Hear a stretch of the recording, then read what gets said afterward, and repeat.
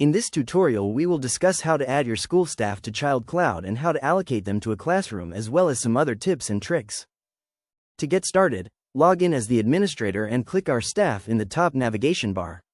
Then select Add New Staff Member. Complete the form and click Submit. This will automatically send an invite email to the staff member, requesting them to create a password. Their username will be their email address you captured when creating their profile. If a staff member struggles to receive the invite via email, you can manually copy and share the invite with them.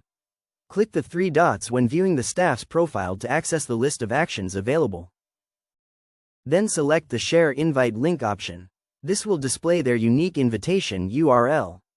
Copy the link and share it with the staff member, or paste it into a new web browser and create the password on behalf of the staff member. Now that you have successfully registered the staff member, you can allocate them to a classroom. When on the Classrooms page, select the classroom you wish to add the teacher to and then click the Actions icon and click Edit Classroom. From the Edit Classroom page you can now allocate the staff to the classroom. You may also want to make them the head teacher for that class.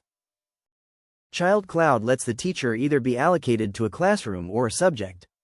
They cannot be both, so it's important to note that should you allocate them to a subject, then the entire navigation experience will be subject-based and no longer classroom-based.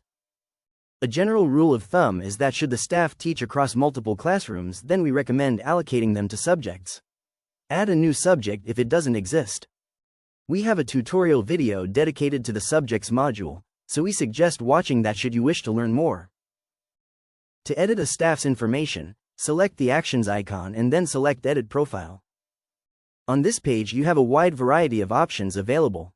We suggest adding their date of birth so that they appear on the Birthdays module.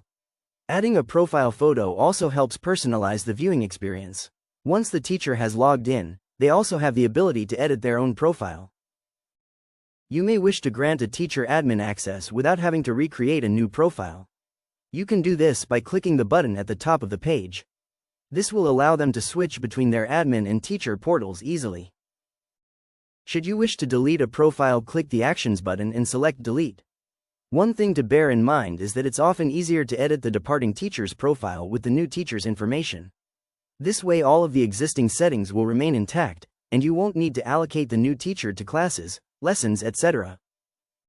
Lastly, once the teacher has been set up successfully, you can quickly email them, send him a message or SMS. You also have the option to upload their bio or documents.